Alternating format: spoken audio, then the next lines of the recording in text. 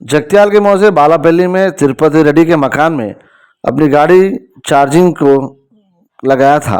चंद घंटों के बाद गाड़ी में अचानक आग लग गई और चार्जिंग गाड़ी पूरी तरह जलकर खाकसार हो गई। इसके अलावा मकान के बाहर मौजूद दीगर अशिया भी जल गए। तकरीबन 2 लाख रुपए की मालियत का नुकसान हुआ है। महकमा फायर के अहदेदारों ने आग को काबू में कर लिया। कोई जानी नुकसान नहीं पहुंचा।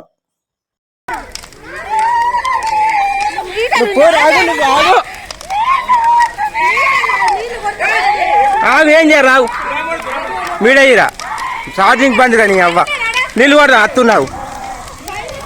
అరే దీనికి నీళ్ళు కొట్టరాదు కారా,